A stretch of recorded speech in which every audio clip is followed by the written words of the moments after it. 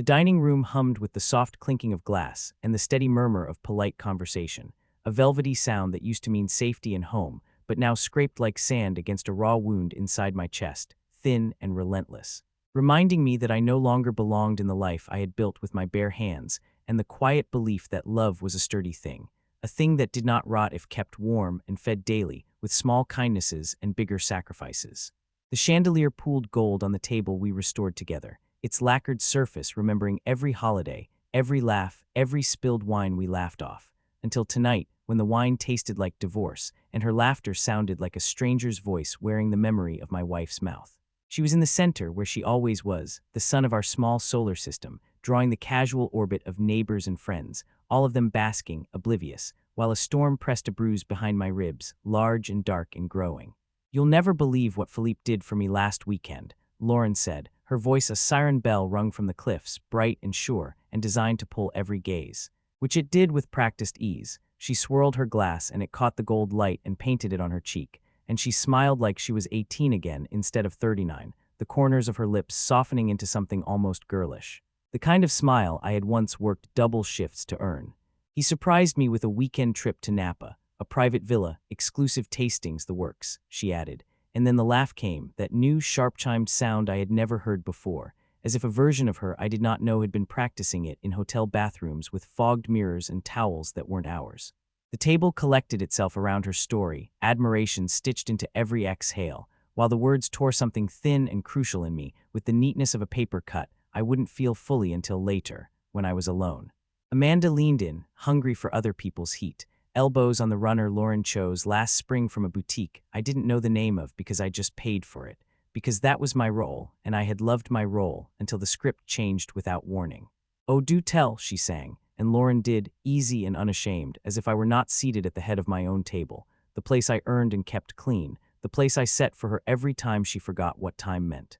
The room smelled like thyme and butter, and the delicate sweetness of the poached pears cooling on the counter, a scent I had always associated with comfort, now curdled into a perfume for betrayal, and the laughter that followed her story landed on my skin and stayed there, sticky and cold.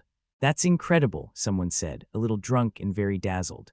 "You're so lucky to have someone who knows how to treat you like that," and the word lucky stuck to the back of my tongue, a barb I almost swallowed. Lauren tilted her head, accepting the compliment like a flower accepts sun, purely, greedily, without a single thought about the shadow it leaves behind. She hadn't looked at me once. I set down my fork and made my voice gentle and steady, as if the steady would keep me intact. "Sounds like Philippe has quite the flair for romance," I said, and the syllables rolled into the air so calmly that for a moment even I believed I wasn't bleeding on the inside, that this was a normal dinner party, that I wasn't a ghost holding a glass. For the first time all evening, her gaze flicked to mine, a spark of something there, too quick to fully catch guilt or annoyance or the simple irritation of being seen at the wrong angle. But then it was gone, replaced by that new smile, slick and practiced. "He certainly does," she said, cool as marble beneath a warm hand, and turned back to the orbit that applauded her brightness. The rest of the evening staged itself on autopilot, every polite exchange a line learned long ago, my body performing the choreography of host. "Refill a glass," said a plate, laugh in the right place, excuse in the right tone, while my mind went elsewhere, down into the machinery where steel met heat, and plans were stamped into shape with an efficiency I didn't know I possessed. Anger burned, yes, but beneath it was the heavier sediment of humiliation, the dense, silt-thick ache of being erased while still present, like standing behind a two-way mirror and watching life go on, without needing a contribution from the person who supplied the mortgage and the patience, and the small nightly routines that keep two people stitched together. Hert's cousin, Determination, arrived like a quiet man with a toolbox, rolling up his sleeves, saying nothing, and fixing the door I'd been kicking. By the time the last guest left with a slice of cake wrapped in wax paper and a lipstick print on a napkin, the plan inside me had a structure, windows cut for light, a door that locked, and a room just for my dignity. The house fell into that particular silence homes have after strangers go, the sigh of upholstery reclaiming its shape, the click of the thermostat, the slow ticking of the old clock by the bookshelf that had once measured out our evenings in shared glances, and the comfortable quiet that follows being known. Lauren washed a single glass with fast, angry motions, as if the sink had told on her, and when she went upstairs, she didn't pause on the landing like she always did to ask if I wanted tea. In the morning, I kissed her cheek, tasted a hint of some expensive serum that smelled like citrus and ambition, wished her a good day at work, and watched her taillights shrink into the gray drizzle, a pair of red punctuation marks at the end of a sentence I'd been too afraid to finish. The door clicked shut, and for the first time in months, the house belonged to me, not the performance we curated together. It felt like stepping backstage and finding the ropes and pulleys and a trapdoor that led to a better kind of truth. I made coffee and didn't drink it, opened the blinds and let in a tired sun, and sat at the dining table, the battlefield of last night now quiet and harmless, and began. Evidence is a cold word, but when gathered, it has a heat of its own, the kind that loosens the tongue of a judge and tightens the hands that think about throwing elbows. Philippe was not discreet. Men who think they are prizes often believe the store is theirs after closing. On the phone records, their names braided hundreds of times, a repeat pattern of lunch hour bursts and midnight murmurs, and I forwarded the most indisputable pieces to a secure folder, along with selfies she took in someone else's sheets, the soft hotel lamplight doing its best to forgive her with glow and blur. Financials came next, the joint account lines that used to be groceries and electric bills, and the occasional splurge on a weekend in the mountains, now punctuated by boutique hotel names, a tasting menu we never tasted together, a silk scarf from a brand I couldn't pronounce, and it all landed on the ledger like a confession in ink. I printed what needed printing, circled what needed circling, highlighted until the page looked like it had been left out under two suns, and made a stack that had weight that said, "This was not paranoia, this was arithmetic." When I called my lawyer, I spoke in a voice I didn't recognize, the one a man uses when he has decided he will no longer bleed politely. Divorce wasn't the immediate goal, not because I didn't want the door, but because I wanted to choose the street beyond it. Control is a slender god, but it can carry a man through a ruin without letting him drop his name. 2 weeks until the next dinner party, 2 weeks to set a stage at the very altar where she had desecrated us, 2 weeks to make sure the truth stood up straight and spoke without stuttering. When the night came, the house looked beautiful, treacherously so, the kind of beauty that makes everyone softer and less alert, the kind that opens throats for wine and makes lies easier to swallow. Candlelight licked the polished wood, setting little fires in every reflection, and the air was warmed by cocoa vin and rosemary rolls, and every detail behaved as if this night were like all the others. Lauren moved through the guests with the grace of someone born to be believed. If belief had a scent, she wore it like perfume. I waited until dessert, because revelations deserve sweetness and a clean plate. The tiramisu sat like a quiet cloud in a cold pan, and I stood with a champagne flute in hand, not to celebrate, but because that's what the scene required, for the prop to match the script, for the image to burn into the story the way a brand marks skin. "Before we dig in," I said, and the room hushed, eager, conditioned to be caught by any sentence that begins in a toast. 17 years ago, I began, and their faces tilted toward me like flowers toward a sudden warmth, I married the love of my life. Lauren's smile grew just a moment too fast, and there was something thin and sharp in it, the filament of a bulb stretched to its limit. "Marriage," I continued, "is built on trust," and the word fell into the room like a heavy key, and even the chandelier seemed to listen. "Trust once broken can never be the same," I said, and I watched her smile falter, the corner of her mouth pulling like a snag in silk. "Lauren," I said, and used her name like a verdict, "I know about Philippe."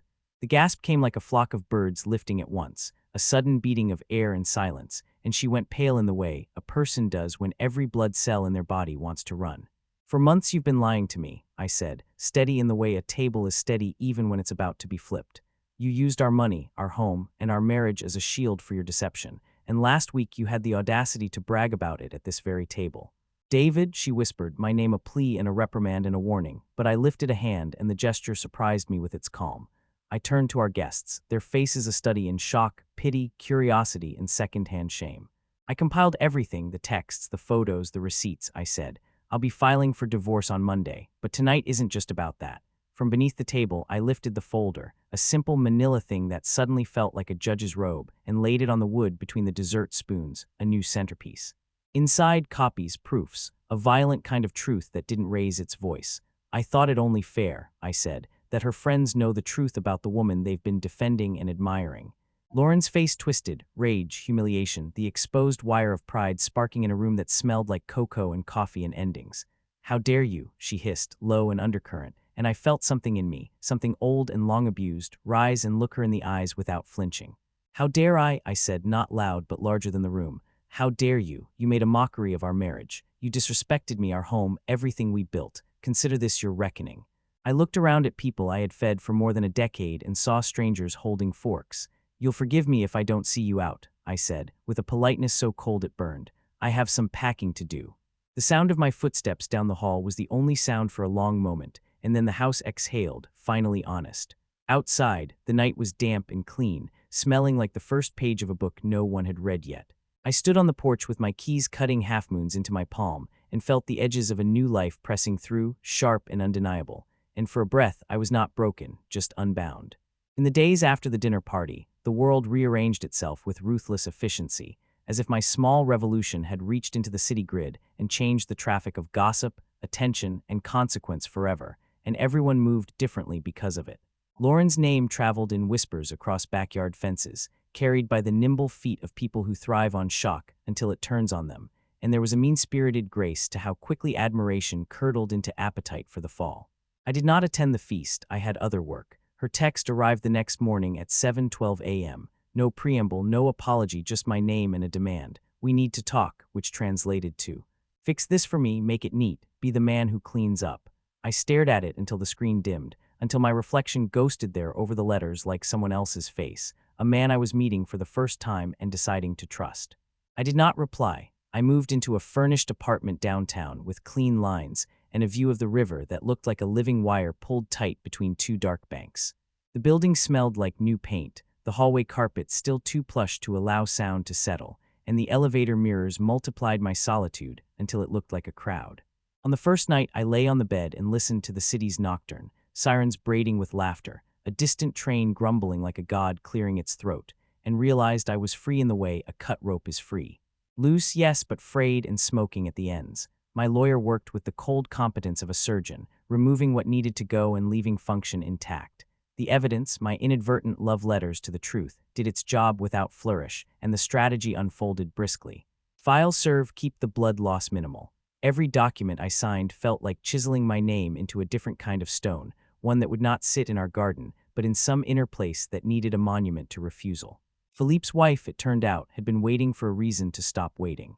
When she filed within days, citing the very folder I'd placed on my table like a sacrament of reality, I felt a bracing solidarity with a stranger I would likely never meet, a kinship carved by betrayal's careful hand. It was ugly, yes, but there was something clean in it, too, the open window after a house fire, the honest stink of smoke clearing because it must. Friends divided, as friends do when the fault line runs through their calendars and their loyalties. Some messaged with furious sympathy, telling me they had always suspected Philippe was the kind of man who'd mistake secrecy for magic, and Lauren the kind of woman who wanted to be rescued from a life that was already a rescue. Others accused me of cruelty, of turning our private disaster into a public bonfire, of feeding our home to the wolves for the satisfaction of a dramatic moment. Those messages I read twice, because I am not arrogant enough to think I can't be wrong, and then I put my phone face down and breathed through the ache of the maybe. Most mornings, I walked along the river with coffee I never finished, the lid soft from the pressure of my thumb. The water carried its secrets with admirable composure, reflecting a sky that looked different every day but was not.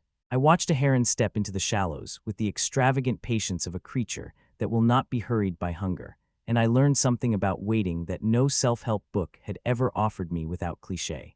Grief, when it finally took off its shoes and sat on my chest, did not cry, it sorted. I found pieces of our life in the dark cupboards of memory, her first apartment keys, heavy and hopeful on my palm. The day we argued about paint swatches until we were laughing. The night she told me about her mother's one great love who left, and how she did not believe people could be counted on, and how I vowed, quietly and to myself, to be the exception.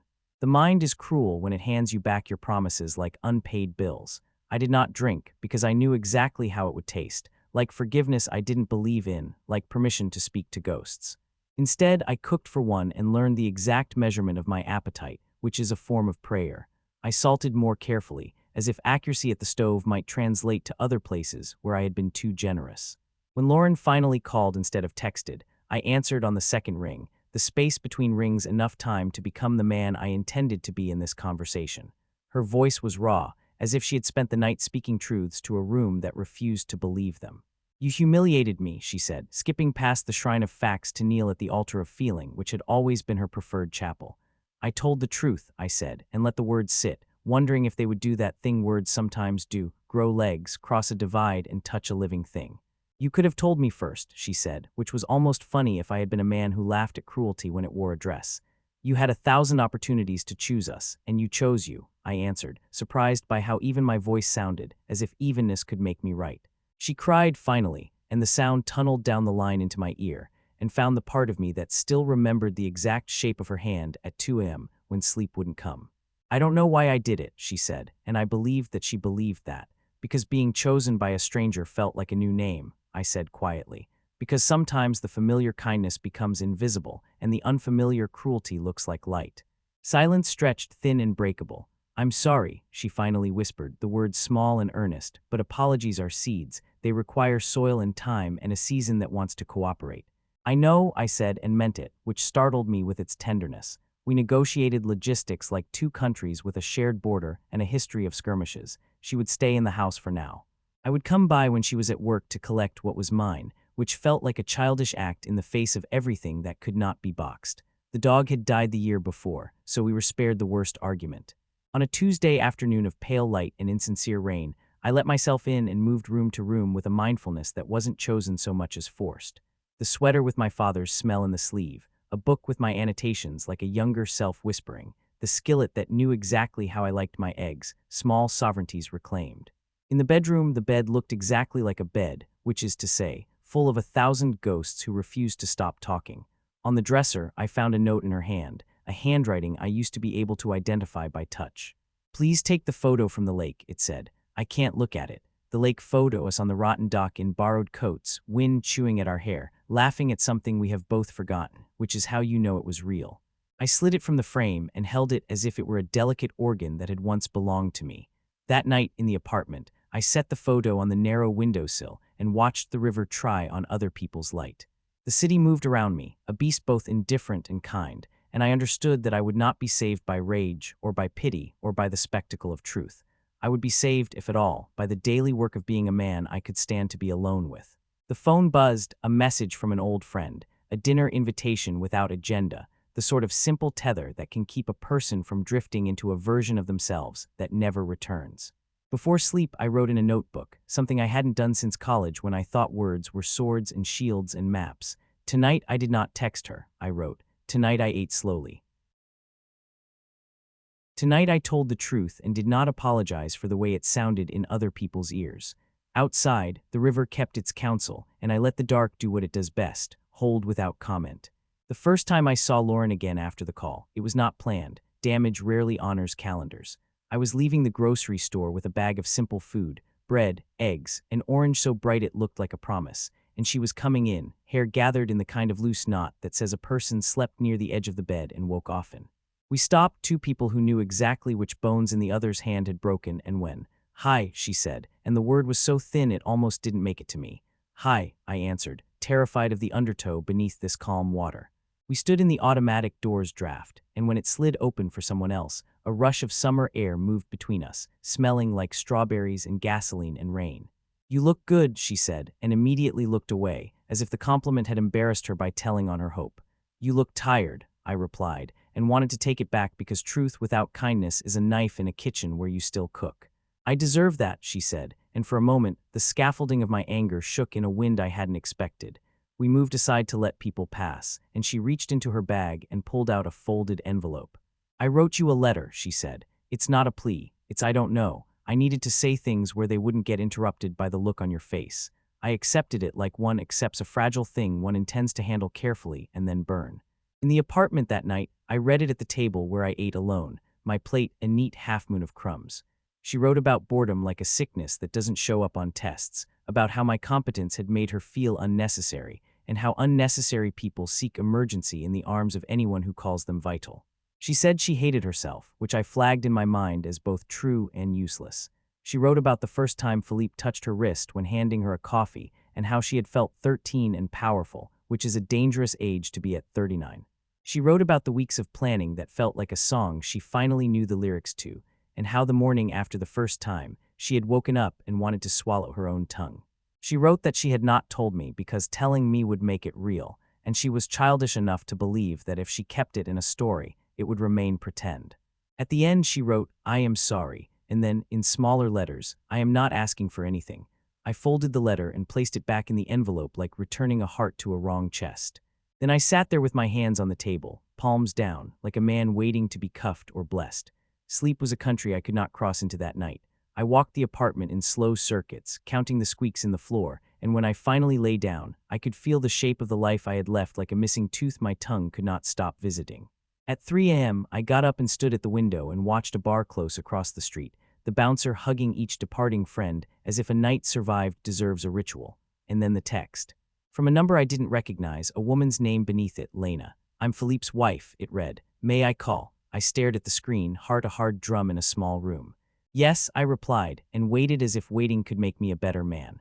Her voice was clear and without tremor, the voice of someone who had walked through fire and did not smell like smoke because she refused to absorb it. "Thank you," she said. "I don't want to talk about them. I want to talk about us. What are you doing to not turn into someone you won't like?" I almost laughed, not because it was funny, but because it was such a specific mercy to be asked a precise question.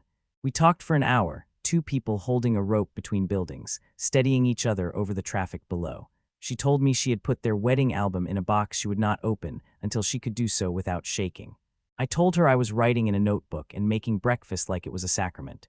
She said, "Good, choose 3 rituals and make them your guardians. Grief is a thief, don't let it find an unlocked window."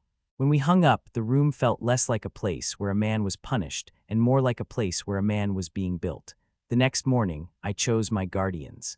Walking the river at dawn, cooking one new recipe each week, and telling at least one truth a day to a person who had earned it.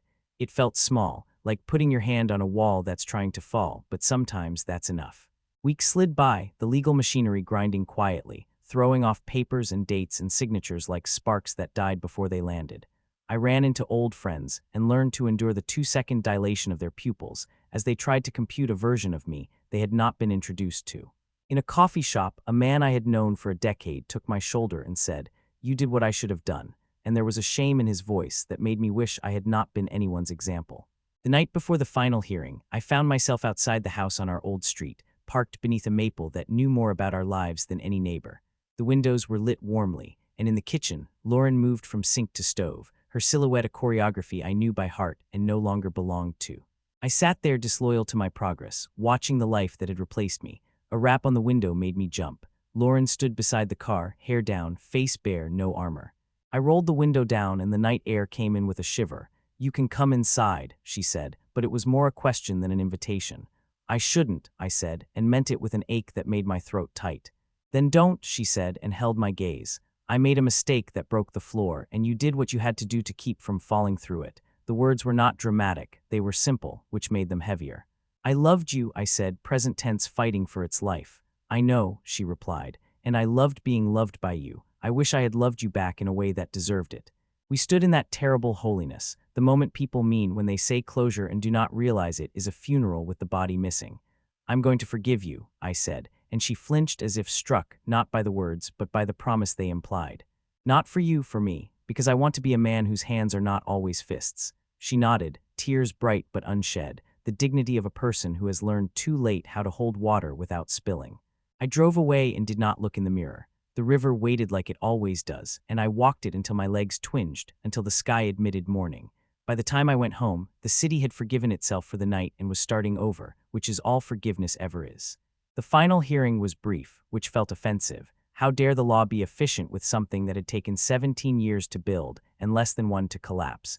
But there was mercy in the swiftness, too, like a bandage pulled in one clean, wincing motion. We answered questions quietly, no theatrics, 2 professionals signing the end of a contract that had once been a vow. The judge's gavel sounded small, nothing like the thunder I had imagined as a child when I thought authority meant noise. Outside the courthouse, the air was the exact temperature of a breath held too long and finally released. Lauren and I stood on the steps, the city moving around us, indifferent and kind. "Goodbye," she said, the word shaped like an offering placed carefully on a stone. "Goodbye," I replied, and we did not hug because hugging is for continuation, and this was not that. In the weeks that followed, the absence arranged the apartment into a new honesty. The photo from the lake looked less like a wound and more like an heirloom of a previous house that no longer stood but mattered.